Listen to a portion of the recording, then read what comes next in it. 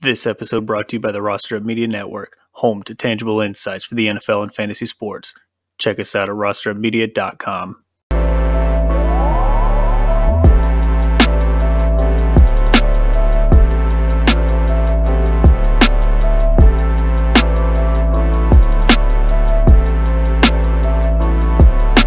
Jesus. All right, we're ready to go. This is recording.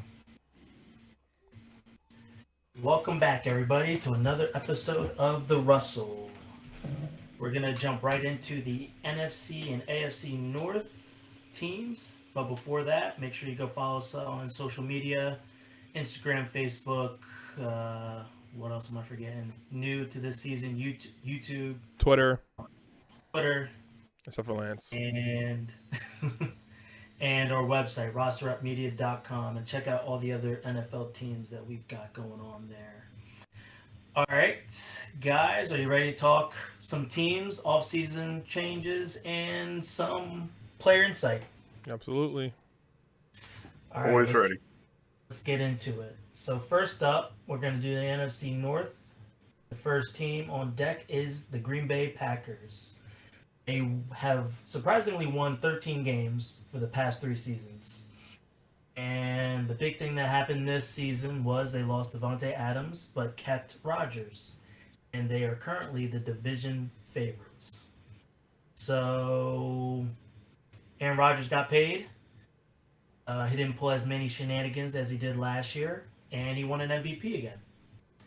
But he lost his main weapon, Deontay Adams. We'll cover him in a later episode when we get to the Raiders, his new team. But what do you guys think of Aaron Rodgers, basically? I don't see how he keeps up that performance. I think he cools off from the 39 touchdowns he had last year. He may still have to sling it. I can't imagine them not needing him to sling it. But I just don't see a route running and ability to catch the ball unless some of the other people that we'll mention later actually step up. Yeah, I mean, these guys been in the NFC playoffs the past 4 years. In the past 5 out of the past 5, one step closer to one win away from making the Super Bowl last year, right? So, but that's also with the weapons of Devontae Adams. A.J. Dillon, Aaron Jones, Robert Tonyan, someone that was really liked last year from a host here, but he's still listed here as he's going to get some. To be honest, he might be one of the guys that might blow up this year, and rightfully so, because there's nothing else out there for him. You have a guy in Devontae Adams. They lost another weapon, right? They lost one more weapon. Well, they lost they lost multiple. They lost MVC Scantlin, yep. And they lost Devontae Adams. They lost. I'm missing another wide receiver, but that was him losing all those characters. Only left them with a broken down Sammy Watkins as number 2, Alan Lazard for his number 1. Yes, he was doing okay. Can he be the next? Who was this guy? Jordy Nelson. Yeah, can he be the next Jordy Nelson? You got a old Randall Cobb that was on a 2-year deal, and then you got a bunch of nobodies, right? And then for the tight end, you have Robert Tonyan out there that might be his scapegoat when he can't see anybody open down the field. So. Can he muster up and try? Yes, but he needs the weapons to do it. Alan Lazard and Sammy Watkins ain't going to cut it for me, at least. Very true, very true. So do you agree that his touchdowns may come down? Oh, absolutely. You're talking about a guy that last year had 37 touchdowns and 4 interceptions. Are you going to get that same production in the fantasy this year? I don't think so. I mean, it got to come down to at least 27. Is it still viable? Maybe, but not the ADP is at. Very true, everything you guys mentioned. I forgot to mention Sammy Watkins came over from Baltimore. They lost MVS to the Chiefs, and the other guy was St. Brown. St. Brown, yes, and he was coming on his own last year too, late in the season. Yeah. So, two things I want to point out here: Aaron Jones and AJ Dillon. Last year they were RB 13 and 23 respectively in half-point PPR. Two, running backs in the top 24. Usually you have 12 teams in your league, so you need 24 running backs. So vacated targets got to go somewhere. You might expect these guys to catch a little bit more passes out of the backfield. And we kind of mentioned this on Monday's show. I feel like there's these teams where they're missing now their big target, a Tyreek Hill, a Devontae Adams, and you need to get a piece of that offense. On Lazard being the number one, pick him late in the later rounds of your draft, but then you can have Sammy Watkins or Randall Cobb even later if you're in deeper leagues. So to me, I think Aaron Rodgers and the running backs will be fine. It's the pass catchers who I'm kind of worried about, who will step up and take those targets that Devontae Adams had. Yeah, absolutely. You figured Devontae Adams had, out of 100%, he had 40, not even 40, let's say he had 60% of those targets, right? But for me, I'm probably targeting Alan Lazard as a tier 2 guy, just because all those targets got to go somewhere. And I guarantee you, Sammy Walker's not playing 18 games or 17 games this season. I don't remember last time he even played a full season besides his rookie year, maybe. And I don't think he played every single game his rookie year, right? He's been a journey guy, for the past 3 years. Ravens, Chiefs, Bills, I believe the one before that, or he wasn't even, he was injured the one before that. But real quick, I think just Alan Lazard is probably a guy that you're trying to target tier 2, just because he's going to get the lion's share of the targets. Absolutely, he's going to be Aaron Rodgers' guy because he's the only one that's been there more than a year. All right, moving on. Next up, we got the Vikings. I would say no major off-season changes. They did get a new head coach, Kevin O'Connell, the Rams' offensive coordinator, young offensive-minded coach. So you expect that to come into play here with these players. So you got Kirk Cousins, Dalvin Cook, top 15 last year. He's going in the first round. Justin Jefferson, who had that monster season. You have Dillon still, Irv Smith at tight end. So what do you guys think about, the Vikings this year? Vikings are going to do the same thing they did last year and the year before that. You've got the same milk and cookie Kirk Cousins. It's a nice treat. It's not as flashy as, say, Cold Stone. It's not necessarily going to be a crowd favorite, but it'll be good enough. And what that means is, for a lot of those people, Kirk Cousins, maybe not Jefferson, but Thielen, those are ones that you see them in the later rounds. You see them in the 10th round. You see them in the 12th round. You know what you can get with those guys, and you can take them and get decent fantasy points. The people that you're going to reach for are Jefferson, and you probably won't get burnt. But maybe you'll reach for Cook, and you will get burnt. He's a little bit more fragile than a lot of the other running backs in that top tier. I want to bring him up real quick. The thing that hurt him last year was touchdowns. He had 17 in 2020, and then in 2021, he only had 6. And what was his? What did that take him from? He was what in 2020, and then what was he top? What in 2021? He was number 2 in 2020, and then he went to 16 in 2021. And again, that's how touchdown dependent some of these guys are. So do we see positive regression, especially on the touchdowns here, to boost him into a higher tier? Or do we think, where he's getting drafted is too high, basically? Because you need those touchdowns for him to be drafted in the first round that he's probably going in. Yeah, he's not a LaDainian Tomlinson. He's not a Ronnie Brown, he's not somebody that's going to pound it between the tackles. He's a get around the edge guy. So those swings between 17 and 6, that's what you're going to get. It's a coin flip with those kinds of guys. I mean, Reggie Bush was similar. He put up 12, 14 touchdowns one year, and then he put up 2. I mean, it's not that Reggie Bush doesn't have talent. He just doesn't have size. And sometimes that's what you need. Yeah, but I feel like, with Dalvin Cook, his ADP is 7 right now. Him being a 3-down back, and that's including him being the passing down back as well, right? Him being a new offense, Camp saying that he's going to see more targets as a running back in the wide receiver slot. That may come, the touchdowns may come from there as well. Screens, coming down, nice outs for him, maybe move him to the slot. Dalvin Cook is going to be very versatile this year, hopefully in the new offense. And remember, Kirk Cousins last year had a sneaky stat line of 33 touchdowns, 7 interceptions. That's sneaky. Nobody was really expecting that. He was on waiver wires from week 1 all the way to week 10, right? Just because we didn't like what was going on, but nobody really saw the production that he was putting out. 33 touchdowns. I drafted quarterbacks that had, less than that. And I'm scurrying around, not noticing that Kirk Cousins was out there slinging the ball to Justin Jefferson. And Justin Jefferson had a great year, right? So I think 16 yards. 1,600 yards, right?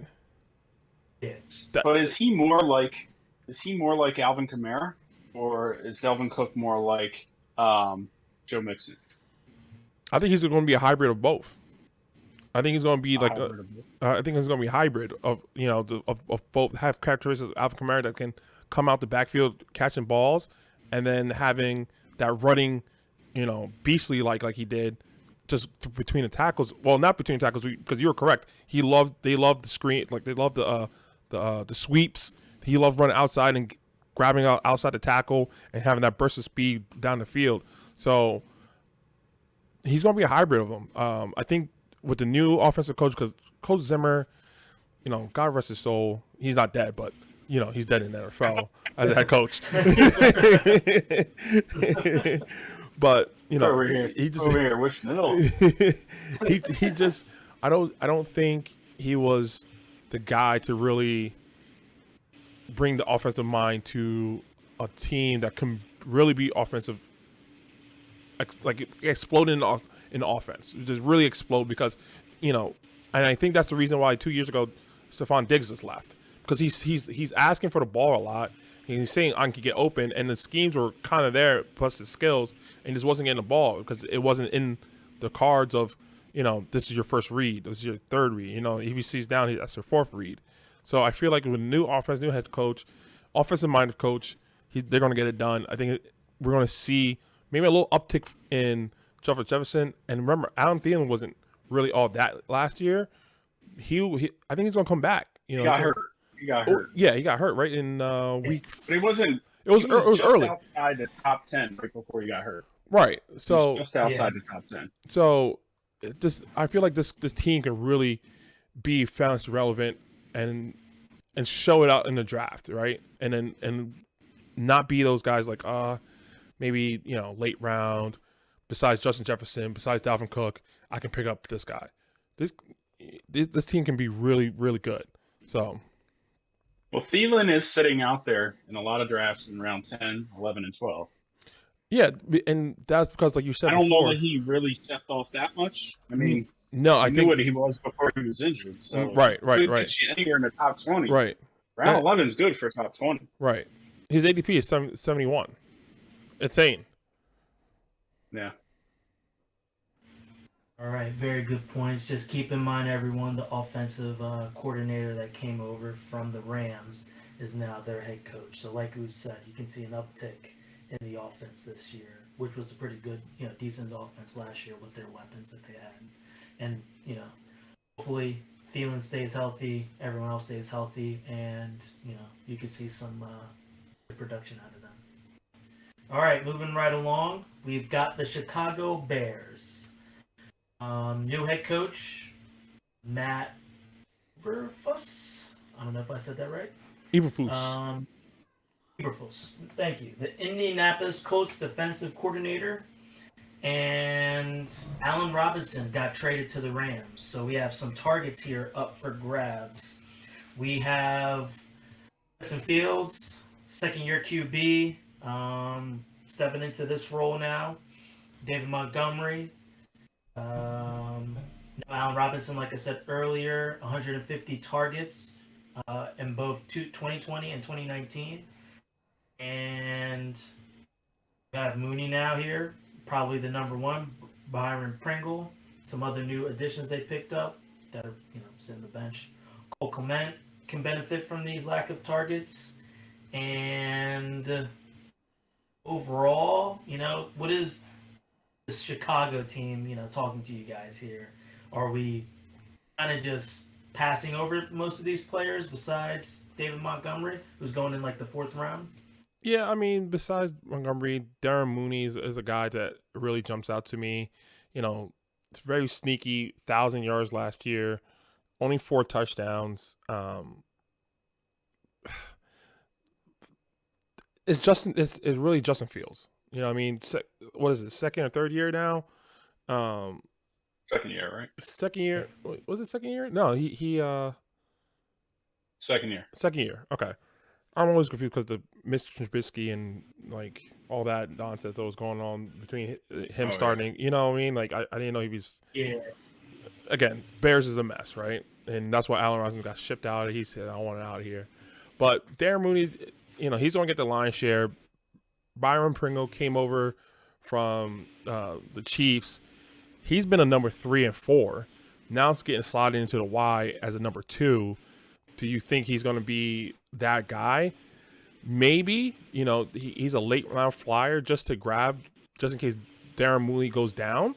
But they grab so many players from free agency, draft for the wide receiver spots because of the fact that Allen Robinson was such a big target and such a big receiver presence for them, and losing that, they don't know where to go.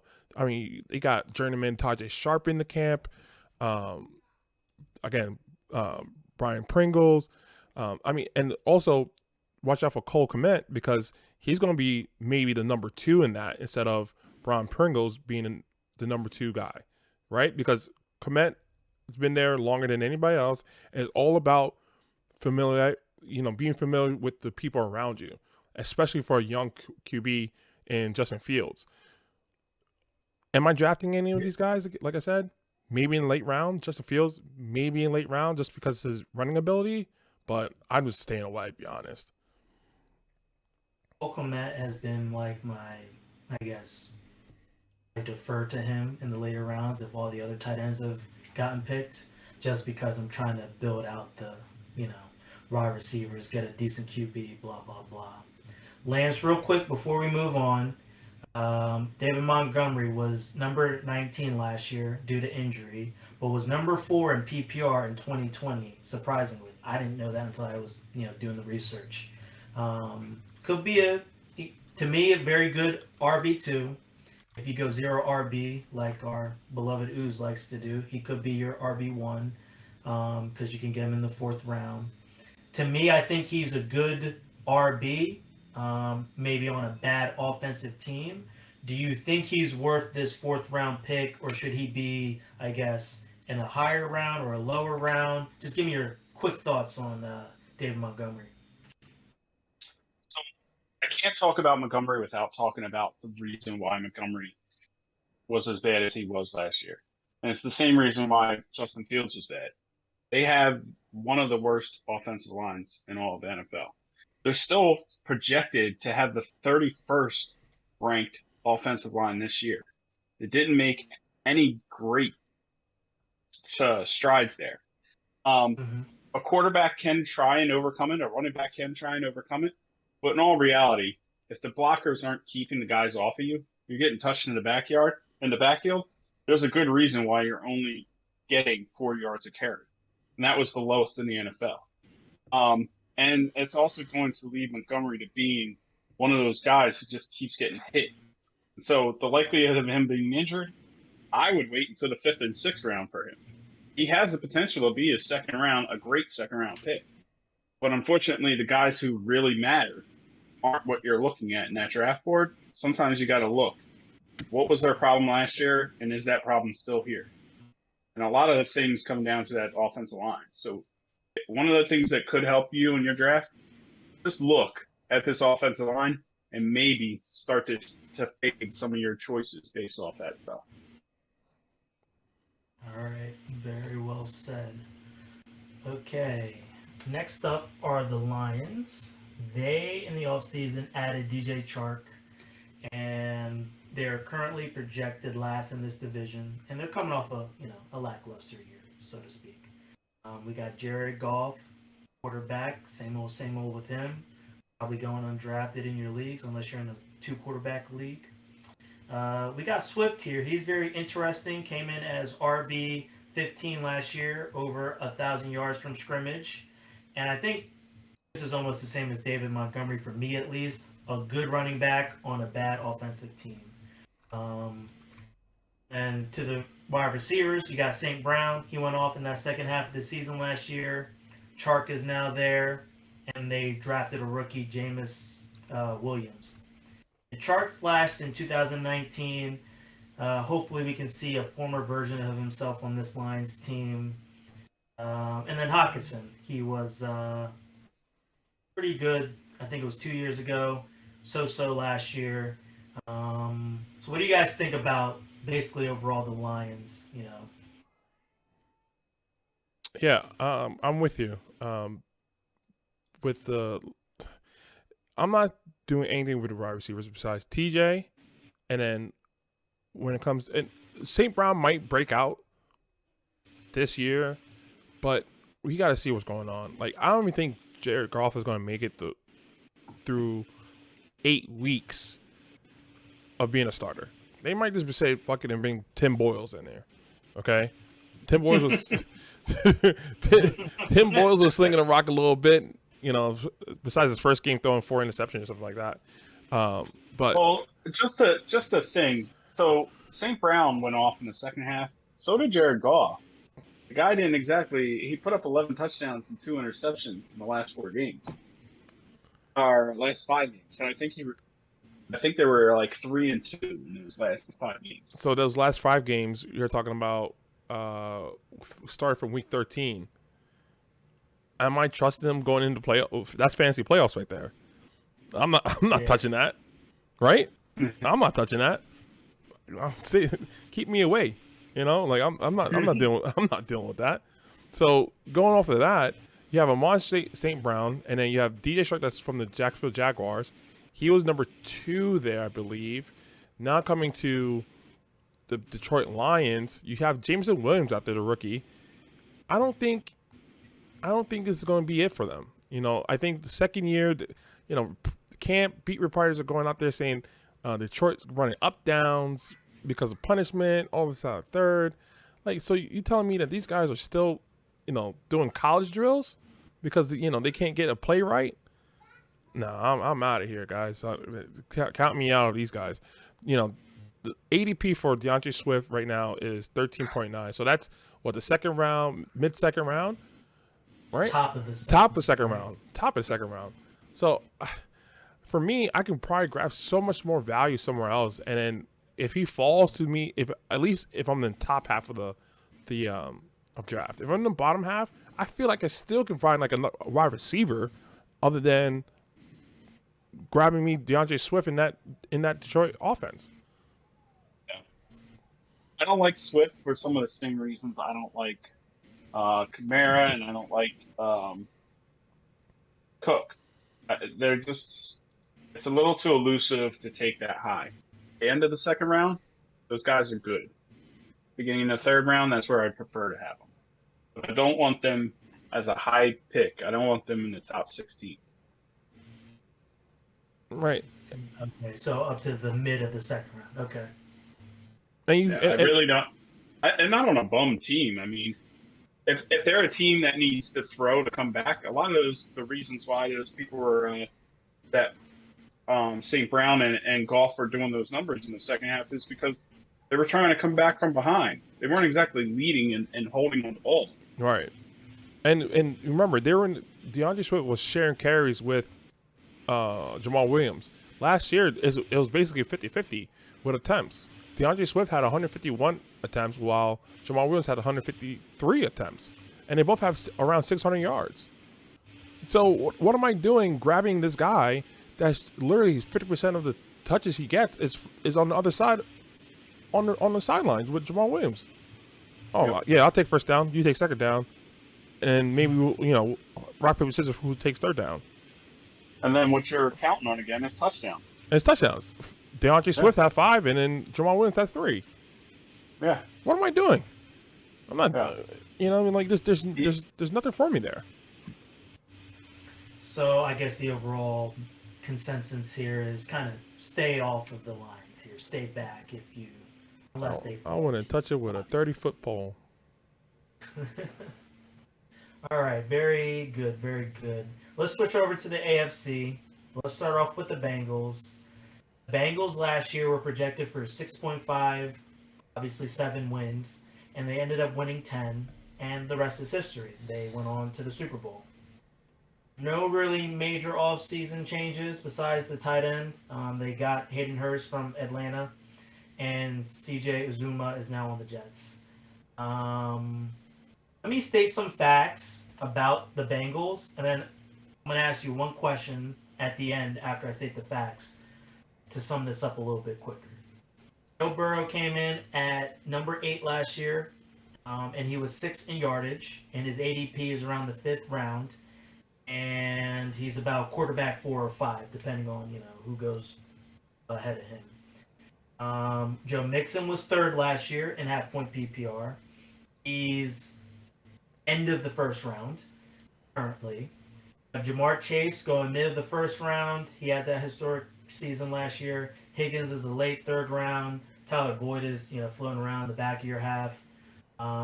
Hayden Hurst came over from Atlanta and practically kind of goes undrafted or near the end of the draft. So my general question about the Bengals is, are they worth taking at their current ADP besides Hayden Hurst?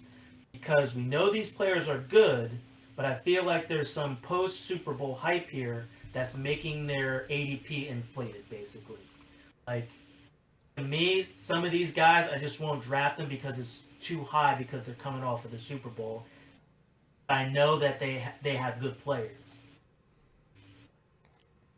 Go ahead, Mr. Busterton. You heard my bust. My bust was Chase, but really I could have put most of the Bengals in that. Stop it. And a lot of it comes down to it's not that they're bad players.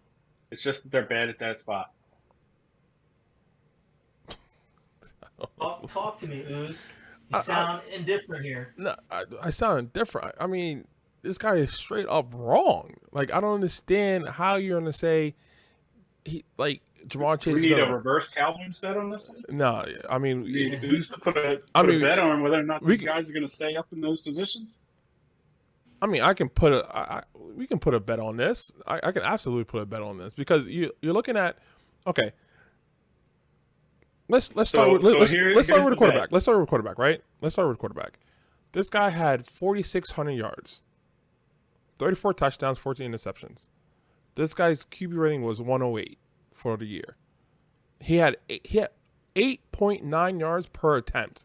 So this guy was throwing down the field. What position did that even put him in fantasy-wise? What do you mean? 8. 8? He ended up 8 with all those stats. He only top 10. I'll take a top 10. I'll take a top 10. Yeah, but he's being drafted top 6. I'll still take him there. He hasn't even finished that high yet. I'll take him there. I'll take him there because you're factoring like drops in production in other quarterbacks, i.e. Aaron Rodgers, because he has nobody to throw to, right? So he moves up a spot basically, right? Let's just over Aaron Rodgers for the sake, right? There's nobody in Pittsburgh. We're moving up in the spot, like Lamar Jackson.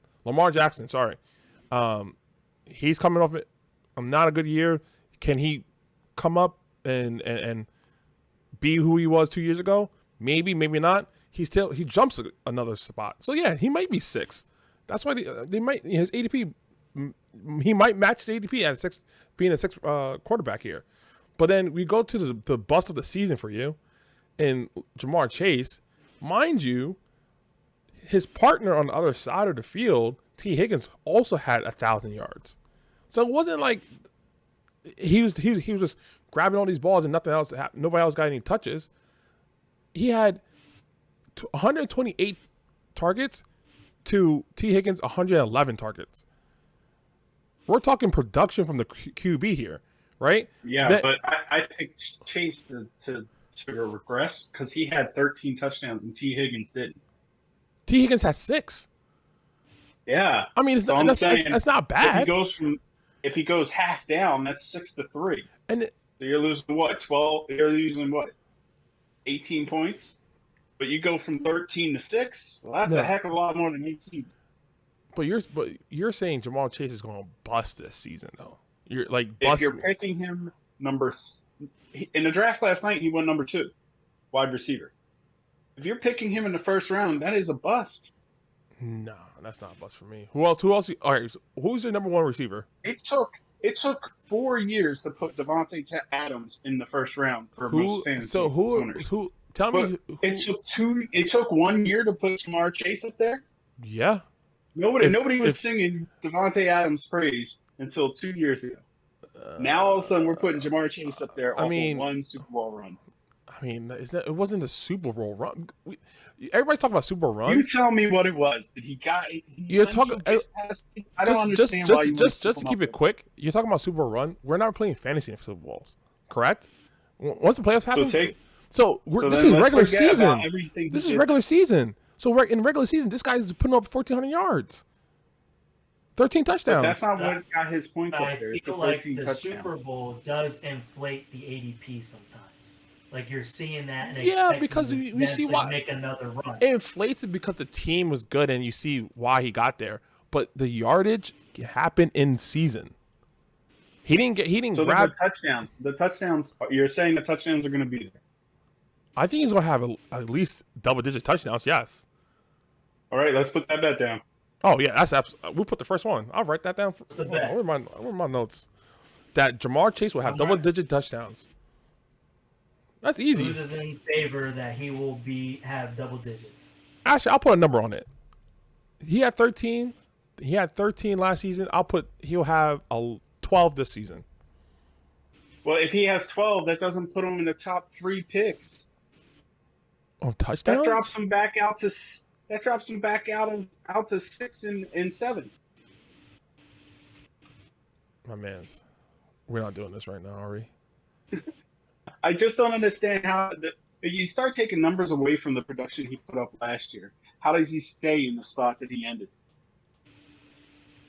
Who had the highest touchdowns last year? Give me 1 second. I got it right here. Okay, top 3. Don't worry about CB. I got my notes here. Top 3 touchdown guys last year. Cooper Kupp at 16, Mike Evans at 14, Jamar Chase at 13. Okay. Gabriel Davis at 13. Where's Mike Evans going in that draft, though? Probably later second round. Later second round, despite the fact that he's done it for multiple years. He had 1,000 yards barely. But that's not with Tom Brady in 2 years. That's not the point here, though. The point here is that even with those touchdowns, right? If you drop that touchdown off, are his yards going up? You saying he's putting more than 1,500 yards up next year? Jamar Chase? Yeah. No, he's not matching 14. But to be honest, he probably get 1,100, maybe 1,200. He was top 5 with 1,413 touchdowns. Now we're gonna drop his yardage. The reason why he was top, and the reason why he's top 5 because he only had 81 receptions. But I can't help that he only caught 81. And he made their stats. And imagine he made the most of his 81 touches. That's the point. His production on his catches a lot of his catches were in the seams and breaking into the open field. This is the same thing with Deontay. Are we not saying the same thing with Cooper Kupp? We're not saying the same thing with Cooper Kupp. No, we're not saying the same thing with Cooper Kupp. How many receptions did he have? How many what? He damn near left him. Wait, how many? 145. That's not even close to 81.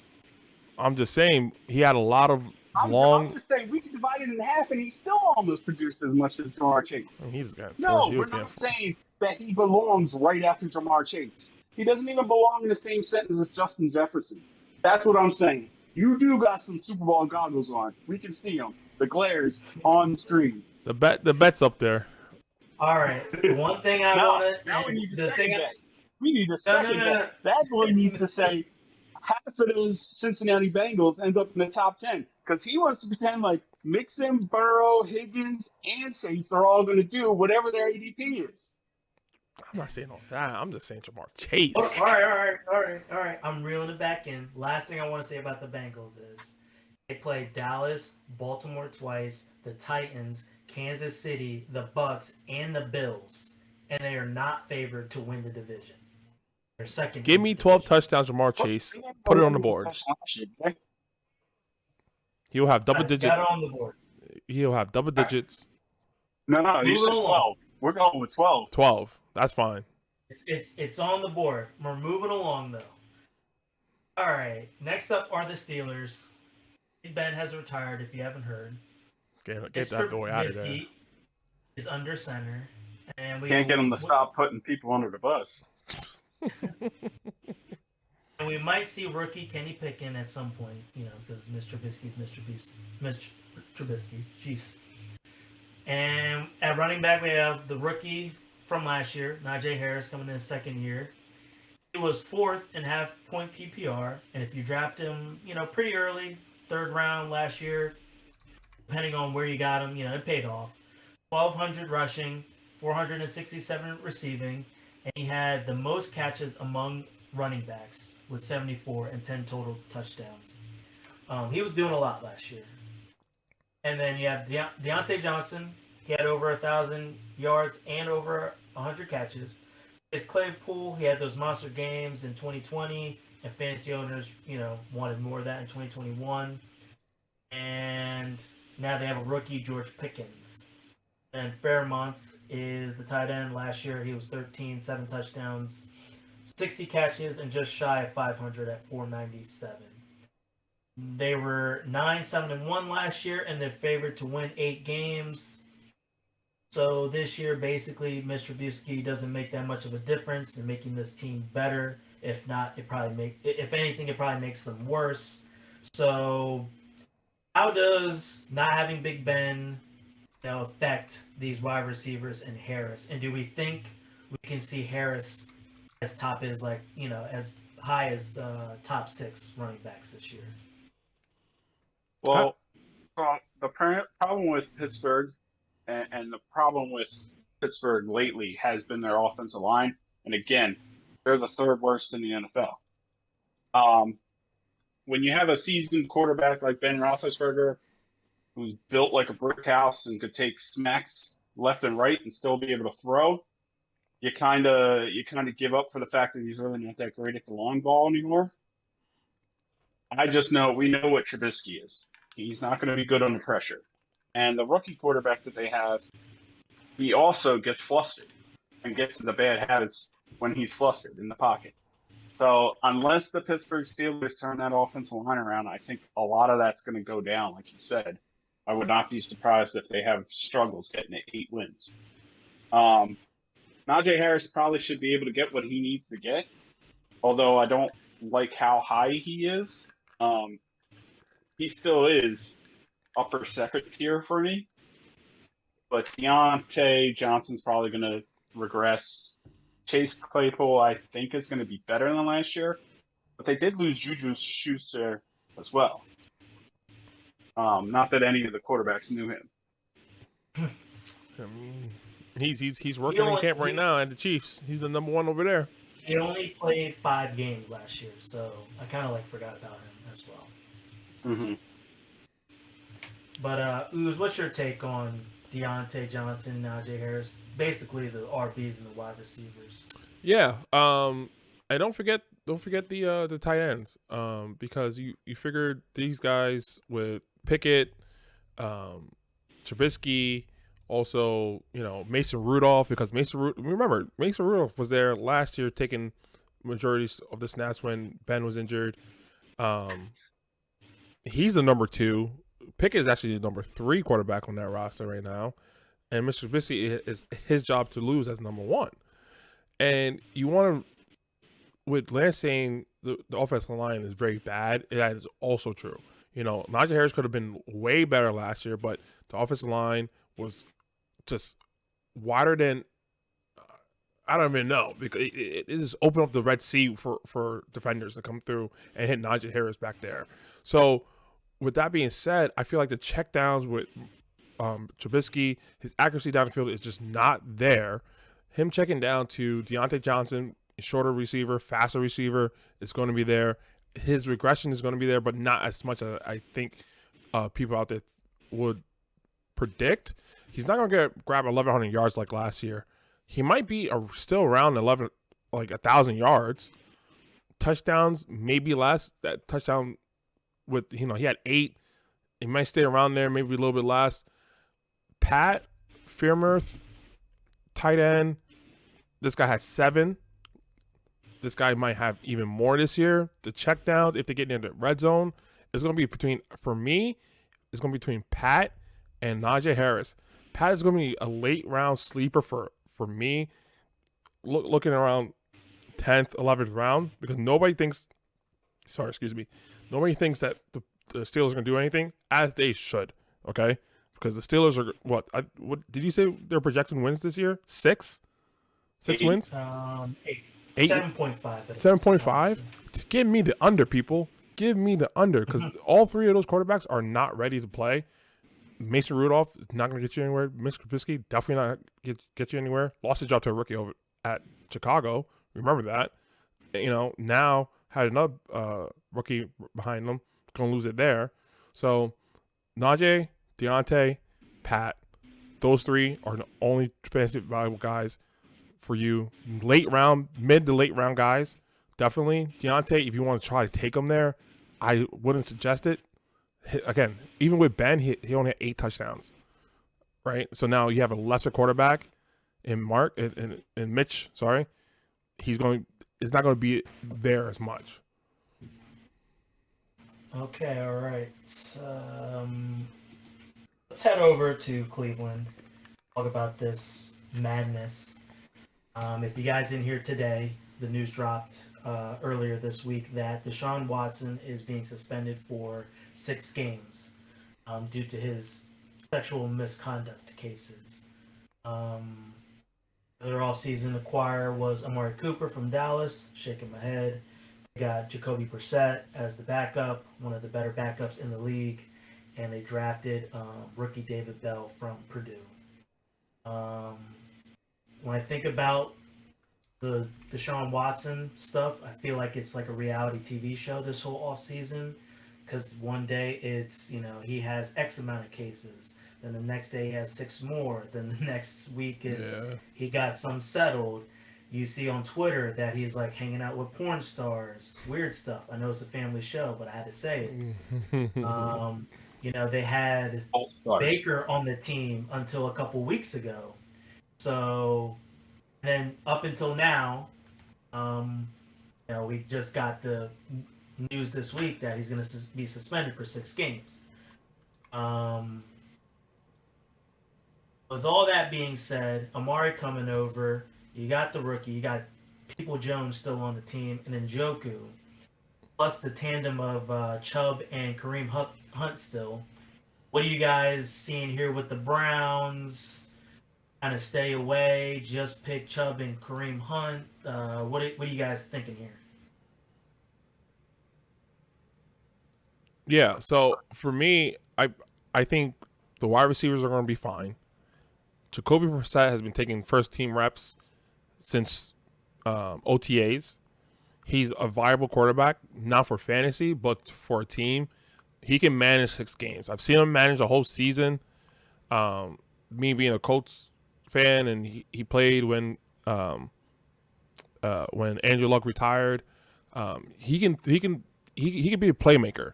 So in that aspect, he can throw the ball down the field. Accurate, yes. His decision making sometimes can get the best of him. So when you have weapons like Kareem Hunt, Nick Chubb, and Amari Cooper coming from Dallas Cowboys, you should be fine. And for that being said, these guys should be picked on your teams if available, right? With Nick Chubb and what was that? Same ADP with Watson being suspended? Oh, absolutely. I feel like with you're not getting like let me see what a bum quarterback I have in my head. I can't even think about a bum quarterback because they're not they should be in my headspace. But you're not getting like a rookie or a journeyman. Well, technically you are getting a journeyman, but not a because he's been on 3 teams in 3 years. But not one of those guys. Sammy Watkins have been trading jerseys. Yeah. What I'm trying to say is that you're not getting a low tier quarterback. You're getting a nice mid tier quarterback. A lot of GMs out there said this guy can start on any 32 teams in the NFL. Unfortunately, there's 32 other quarterbacks that are better than him, but he's a very good backup. He can manage 6 games for the Browns and can manage 6 games for your fantasy players. Nick Chubb and Kareem Hunt, they will carry you. They have to carry you. Kareem Hunt has to come back a little bit more healthier, have to share the load because Nick Chubb went out for 8 touchdowns for 1,200 yards rushing. Is he going to do that again? I don't think so. Remember, with this offense, with newly acquired Amari Cooper, and then you have David Njoku as a tight end, him not going to shine as a 6-7 tight end. Hopefully, he's going to get more play in the first 6 games. I would say another late-round flyer on the tight ends. I'm big on these late-round flyers on tight ends. Our tight end, Marley Cox and Jack Doyle, was a target monster for Jacoby. So that being said, DJ, he can go out there, grab some balls for you in the first 6 games, and then we'll see what happens with Deshaun Watson coming back because he likes to throw the ball back down the field. That's when Amari Cooper may have to shine. That's maybe, if you have Amari Cooper, you don't like him, you can, sell low there. So Lance, you drafted Nick Chubb last mock draft episode, so I know where you kind of stand on him. Talk to me real quick about Amari, because that's the only person I'm kind of focused on besides Deshaun Watson, who can probably just stash if you're willing, if you go late on a QB. Talk to me about Amari at his ADP, because Uz is saying he would take him. Obviously, I told you guys that he was my bust because of this whole QB situation. So where do you see things on him? What round is he being drafted in right now? I see him go as high as round 4. Yes, or in our last mock draft, he went right in the middle of round 5. 5. Yeah, see, that's still too high. Even with Watson coming back, Watson does like to throw. Amari's a big target. Problem is Amari has lost a step, if not a step and a half. Cleveland has a great offensive line. They're one of the top 3 offensive lines. So that's going to help Watson when he does get back. But I think there's going to be a lot of rust. There is going to be a lot of wild passes that go out there. And Amari's just not going to have what it takes anymore to do it. So I'm also on the same train as you. I don't think he's there worth it. Yeah, I don't think he's worth it in the 4th round. I don't think he's worth it in the 5th. You catch him in the 8th, maybe stash him. But 4th and 5th round, that means that's one of your starting wide receivers or flex. That's not a stash. This isn't, again, the people that wanted to draft Michael Thomas in the 4th and 5th round and stash him last year, you're essentially doing the same thing here with Amari. I mean, Brissett is a fine person, but a fine quarterback he is not. Nobody on his teams, wide receiver wise, have ever been fantasy relevant. And that goes all the way back to the one game he started in New England. The other problem I have with Nick Chubb is I wasn't thinking about it yesterday, but now with Watson's suspension only being 6 games, Watson's never had a running back that's put up good points. None of his running backs have ever put up good points. And he's a running quarterback, too. And you can think why, right? Like, Jalen Hurts eats in the Miles Sanders. Right. Justin Fields is going to eat into Montgomery, possibly, if he doesn't run the ball. Trey Lance is going to eat into whoever's running that ball in Stanford. So those kinds of running quarterbacks are going to take it away from those guys. And we already know that Nick Chubb is only a step away from being in a committee with Kareem Hunt anyway. So, I don't know. I also, since the development came out, I'm also a little bit further down on Chubb now. All right. Real quick, Lance, I'll like play a little game.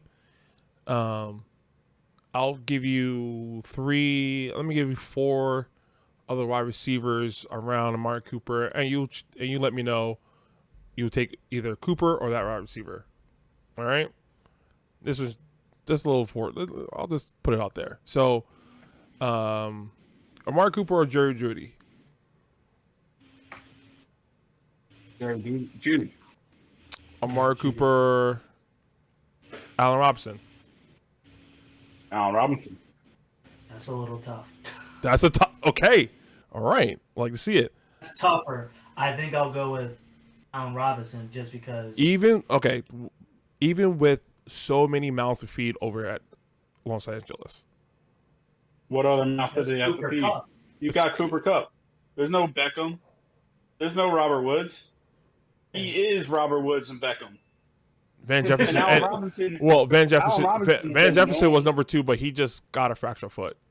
So that his ADP actually, Allen Robinson's ADP probably after Tuesday will jump up. Amari Cooper or Brandon Cooks? I'd probably take Amari Cooper. That's tough because on the low, Brandon Cooks is very consistent. Danny Dime Mills, he's slinging the ball over there. Last one. Amari Cooper, Adam Thielen. Thielen. Oh, wow. I take Thielen. Wow. Thielen's ADP is 71.7 right now. That's tough. That's tough. And really it comes down to, we know Brissett isn't great, and That's we the don't fifth know round. what we still have in Watson. Right. Everybody's banking. You're completely right about that because everybody is banking on the Deshaun Watson of 2019. Yeah. Right. So yeah, that was the last thing I wanted to bring up. Just remember, everyone, Deshaun Watson was QB 5 3 years in a row, and then he did not play an entire season last year. So this man has some rust to knock off. So keep that in mind when drafting Brown players. All right, let's wrap the show up. We've got the Ravens last here, and they traded away Marquise Brown draft night to the Cardinals. on Lamar's nose. Yeah. They started off 5-1 last year, looked like division favorites. Then they went 8-3 by December 1st, and then they finished the season with 8-9. Lamar Jackson was dealing with some injury. Don't want to see that Lamar Jackson of 2019 when he finished first as QB1. J.K. Dobbins coming back from the knee injury, which he missed all of last year as well. We'll talk about Gus Edwards and Justice Hill in a second. And you have Rashad Bateman, who's going to hopefully step into this role that Hollywood Brown left. I could see him being a very good value pick or someone that could, have a little breakout this year.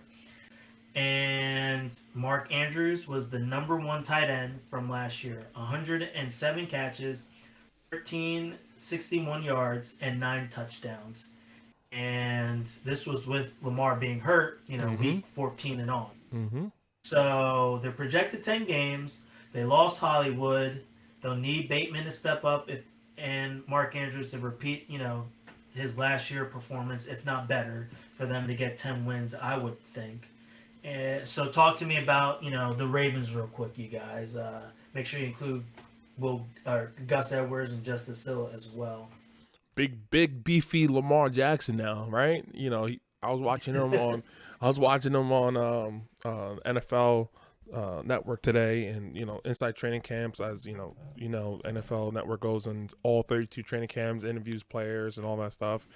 And he was talking about today they had 2 correspondents at the Ravens camp, and you can see it physically that he is a lot bigger. And he went out, they were all 3 of them talking, and he said last year he was at a 203, 205, right? That's, to be honest, that's very, very slim and slender for a NFL quarterback. You figured, the smallest defensive back tackling him is probably 220, right? Like, just like a cornerback, it's probably 220, 215, the smallest. So he said he's now bulked up to 230, beefy. He can take those hits. I feel like now you can see maybe his strength in his arm has gotten a little bit bigger, even though he was flicking the ball ridiculously when he was smaller last year. I think it's more of just him staying on the field more often, right? Him not being so fragile, getting him limping after every hit, knowing that he's going to run the ball, 50% of the time, most games, right? So I think it's going to be a good thing for him. I think he looks healthy. He looks beefy. Hopefully he can find some targets out there, because Rashad Bateman only had 68 receptions last year, 1 touchdown.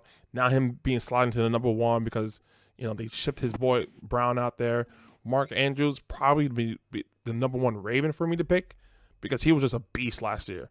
He was his, in golf, we call it fairway finders. You can always find them in there, right? So that being said, J.K. Dobbins, we got to see if he even comes off of the PUP list in time to even make the number 1 start.